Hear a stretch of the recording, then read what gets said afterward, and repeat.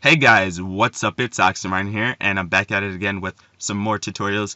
In this tutorial, I'll be teaching you how to use the rig FMR.50, and it's probably one of the most popular rigs. I use it all the time, and I'm also going to be teaching you guys how to use Lightrooms, and Lightrooms aren't very that complicated at all. So without further ado, let's get into the video.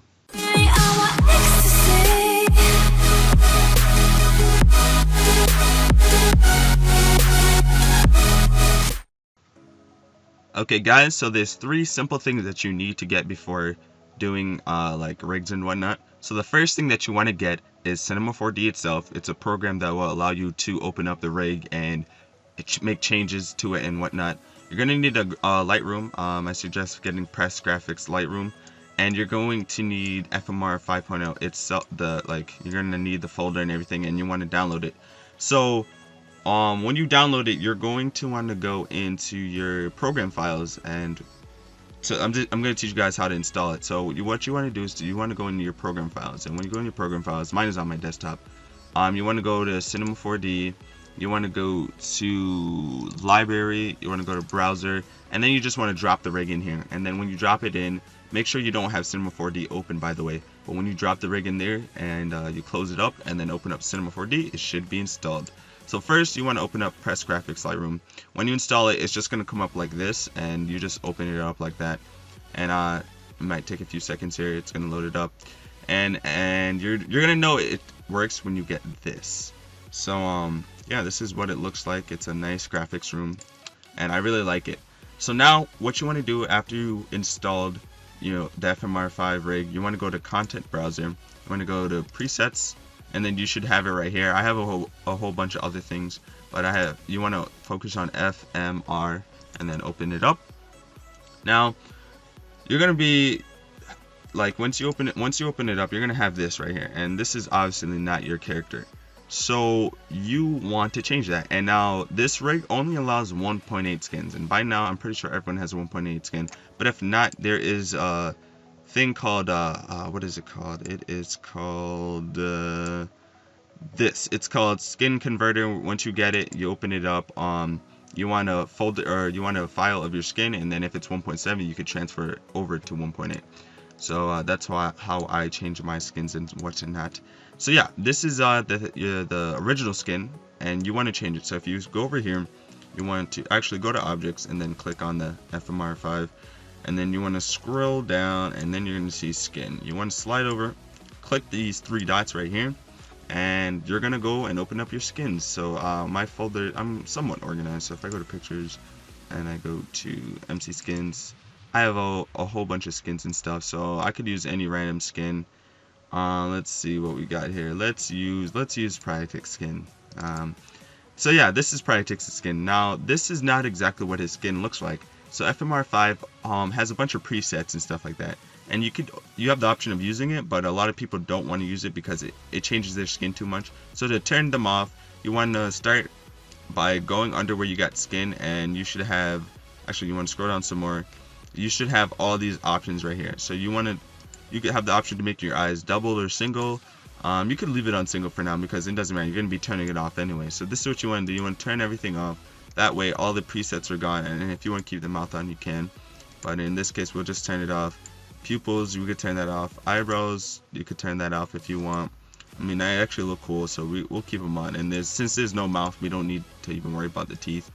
And then there's the FMR5 rig also takes off objects, so you could always put them back on, like a hat. Like Practice, he has a headset on, so this is your hat layer, which is his headset. You have some people have body parts and all that stuff, like extra things, but you don't have to worry about that because Practice's skin is pretty simple. So that's the first step, and you want to make sure your character looks as normal as possible. And also, sorry if you hear any wind or anything. There's like a snowstorm going on right now, and it's just really windy outside. So let's get into extruding. Now, if you don't know what extruding is, it's basically making things 3D, and it's pretty simple.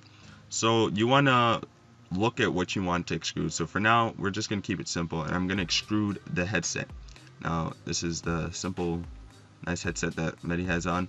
And then what you want to do is you want to click the live selection tool. Actually, first you want to go to layers, and then you want to go to body, and this is locked, so you want to unlock it. Once you do that, you're just going to click the unlock button, and you know it's unlocked when it's white. Then you're going to click this plus button right here. Then you're going to go to head and then click the plus button again, and this is the hat layer. This is the hat layer, and right now it's currently red, and you want to uncheck that all so it's white. Then you go to the live selection tool, then you go to the polygon tool, and then you should get this. And what you want to do is hold shift and just scroll across using your left click on your mouse, and you want to just hold shift the whole time and make sure you highlight everything yellow on the headset. Now this will only affect the headset since it's on the one that you unlocked and the one that you highlighted. Whoops, I didn't mean to do that. You could just always do Control Z to undo and then continue holding shift the whole time. Once you let go of shift and you make like a, if you click and you're not holding shift, it will reset everything. So you don't want to do that. You want to make sure you hold shift the whole time. I'm just going nice and slow. You people that are, you know, like to take it slow and whatnot. So we're gonna just highlight everything and continue to do this all around, and there we go. So now you want to make sure everything is highlighted. Let's scroll out a little. I'm using my scroll button, my scroll wheel on my mouse, and then actually let's scroll out some more. You could always go right here, and everything is highlighted, it seems like. So yeah, after that you want to go to attributes and click D, and this is going to bring up the extrude tool and like the options for it. So it's going to be 89 degrees and 5 centimeters offset, and if you want to, you just click enter and then it will just go like that. Or you could change it a little bit and you make it like 91 if you want to make it a little bit bigger, and it fills out any corners, and that always looks good. So we'll leave it at 91, and then when you're done, you want to go to layers, you want to lock this back up, scroll back and go to the minus, and there you go. So you want to go back to this, the move tool, and then you want to go up to this, and there you go. That's extruding. It looks 3D, and now everything, the colors and stuff may look a little ugly right now, but don't forget that I have this Lightroom, and it's gonna make everything beautiful once it's rendered in. So there you go. Let's scroll out some more, and let's zoom in. Oh god, there's a glare. I'm right next to a window. There's a glare hitting me in the face. Okay, so then you want to go back to attributes, and this is a little bit of the funner, okay, you know, it's just not grammar right now. Anyway, we're going to go, let's make some adjustments to the arms. So if we go and we click this right here, we have the move tool, and we could click this green arrow. We could nope, we're not gonna do that. We could wait. Oh whoops, I'm not clicking the right thing. You want to go down here, and if you bring it up, you could apply a bend to the arm, and if you go right here and you click R, or you could click this right here, but a quick hotkey is R, you could rotate the arm, and red rotates it like this, green rotates it inwards, and then this right here, this the most outer layer right here of the circles, just rotates it in all kinds of directions, like this and that. So we want to go like this. Let's just keep it a very simple like structure. Let's actually go that, bring it in more, and there we go. We have a simple structure. Now let's move this arm backwards. So we could click like this. Actually, let's go down here. Let's click this and bring it upwards. Again, I'm just simply clicking, and then I'm making sure I have this tool or option highlighted. Then I click R, or I could click here, and then I could just scroll in. Actually, scroll out, I should say. Let's click this red one and bring his arm back. But this looks a little bit too bent. So if we click E and bring it out a little bit, it looks a little less bent and a little less unorthodox. And now let's bring it in more. Actually, let's just keep it like that. So right here, you just have some simple arm movements. It actually looks like he's about to walk or something. Now that's it for the arms. There's many of the other things you could do for the arms. Let's say if we only want bending, we could go I think it's world, and if we only want rotating, I think it's FK.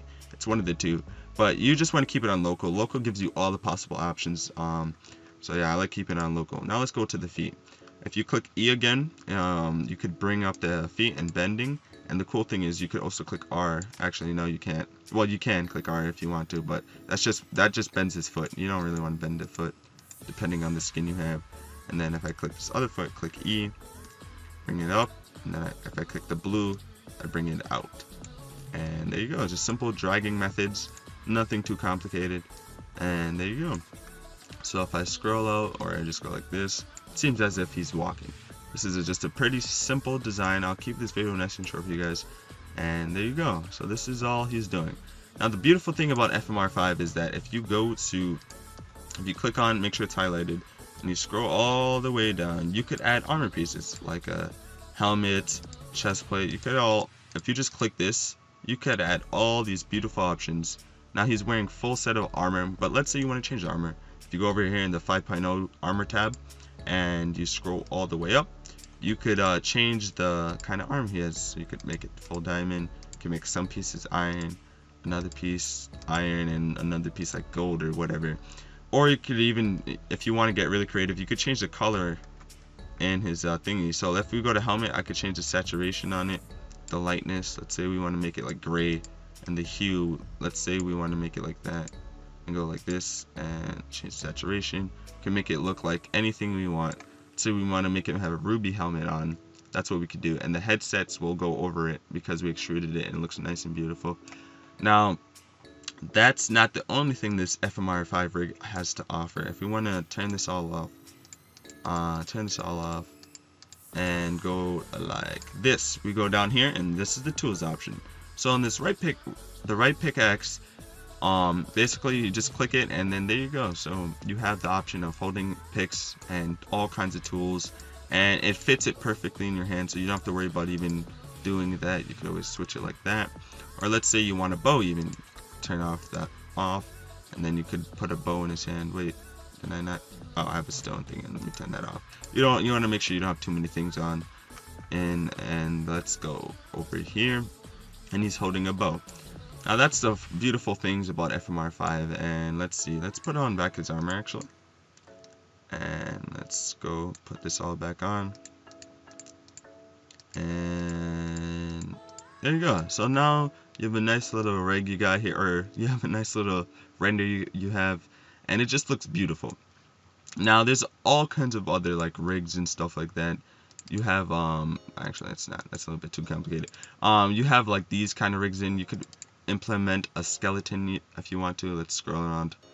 Okay, the skeleton's in him. So if we click E, if we actually go to objects, click on the skeleton, click E, we can move the skeleton out. Now we have a skeleton. And this rig, I actually think I'll link it in the description down below. Now you have a skeleton, but I think that's a little bit too ugly. You even have like rigs such as, I think this is a gun rig. Yes, you could even have gun rigs. Let's see what we got here. The Desert Eagle. Let's click E.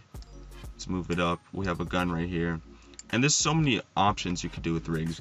Rigs are just the best for Cinema 4D because it allows you to customize your character, especially for thumbnails and whatnot, and it just looks so beautiful. Over here we have the mist. We have all these other options. So yeah, that's basically it. Now to finalize off this video, I'm going to show you guys the render settings. Now if you want to preview the render, you could always just click the render to picture viewer, and this will, okay, whoops, that's not what you want to click. This is to preview. That is to preview a render. Did I click it? Yes. It will load up and everything, but let's not do that. Let's go to settings, which you want to click that gear. And you want the output to be, depending on what you like are using the picture for. Let's say you're using it for a banner, and an average banner is 2560 by 1440 pixels. You want to make it around 1000. You want to save this image to about 1000. Let's say it's a thumbnail, you might want to save it to like 600. But let's just